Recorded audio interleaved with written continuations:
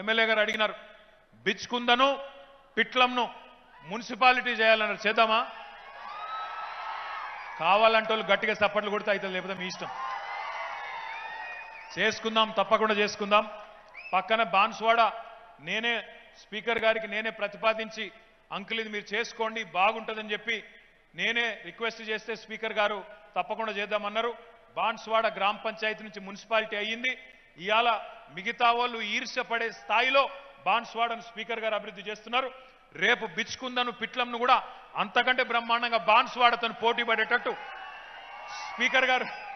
Speaker గారు కూడా వచ్చి అరే బాగా చేసినవా షిండే గారు అని చెప్పి అభినందించేటట్టు చేసుకుందామని చెప్పి కూడా నేను మీకు తెలియజేస్తా ఉన్నా.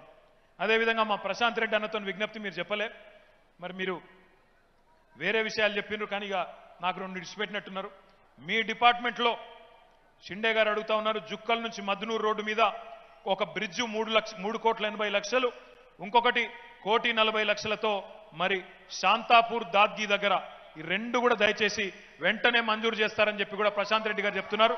గట్టిగా సప్పట్లు ప్రశాంత్ రెడ్డి అన్నకు థ్యాంక్ యూ. అదేవిధంగా ఇంకా కొన్ని విషయాలు కూడా చెప్పినారు, జూనియర్ కాలేజీలు ఇతరత్ర. నేను మళ్ళా చెప్తున్నా, మీకు ఎమ్మెల్యే మంచిగుంటే మీ పట్ల కడుపులో ప్రేమ ఉంటే ఆటోమేటిక్గా మీరు అడగాల్సిన అవసరం లేకుండా ఆయననే అన్ని అడుగుతాడు, ఆయననే పనులు చేయించుకొస్తాడు. మీరు చేయవలసిందల్లా ఒకటే, 72,000 ఓట్ల మెజారిటీతో హనుమంతు షిండే గారిని తిరిగి శాసనసభకు ఈ సంవత్సరం పంపండి. పంపినట్టయితే ఇంతకంటే బ్రహ్మాండంగా ఇంతకంటే గొప్పగా మీ నియోజకవర్గాన్ని కడుపులో పెట్టుకొని చూసుకునే బాధ్యత ఆయన మేమందరం కలిపి తీసుకుంటాం. ఒక్కసారి మీరు ఆలోచించండి, ఈ వేదిక మీద ఉన్న ఏ ఒక్కరికి మైక్ ఇచ్చినా గంటన్నర సేపు కేసీఆర్ ప్రభుత్వం ఏం చేసింది, ఏ ఊరికి ఏం చేసినాం, పల్లె ప్రగతిలో ఎట్లా ఊరూరికి నర్సరీ కట్టినాం, ఎట్లా ఊరూరికి పల్లె ప్రకృతి వనం కట్టుకుంటున్నాం, ఎట్లా డంప్ యార్డు, వైకుంఠ ధామం, ఎట్లా ఇంటింటికి ఒక నల్ల రైతు వేదికలు, ఎట్లా ఊరూరికి చెట్లు, ఇవన్నీ కూడా చెప్పగలుగుతాం. మేము ఊరూరికి చెప్పగలుగుతాం ఏం చేసినామంటే. ఎక్కడ ఏం జరిగింది అంటే రైతులకు ఏం చేసినామో చెప్పమంటే చెప్తాం. మా గొల్ల కురుమ సోదరులకు ఏం చేసినామంటే 12,000 కోట్ల రూపాయలతో గొర్రెల కురుమ సోదరుల కోసం, యాదవ సోదరుల కోసం బ్రహ్మాండంగా గొర్రెలిచ్చి అద్భుతంగా వాళ్ళని కాపాడుకున్నాం.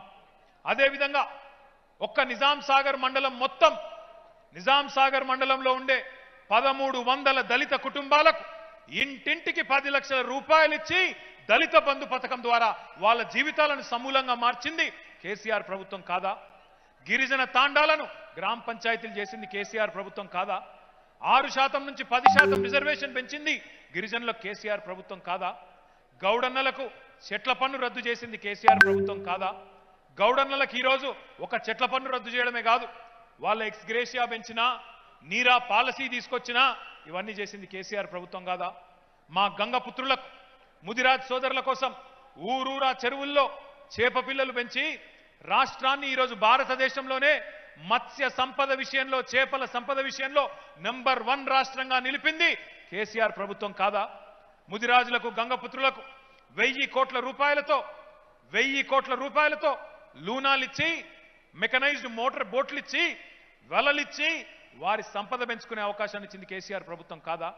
పద్మశాలి సోదరుల కోసం, నేత కార్మికుల కోసం నేతన్నకు బీమా, చేనేత మిత్ర లాంటి కార్యక్రమాలు తెచ్చింది కేసీఆర్ ప్రభుత్వం కాదా?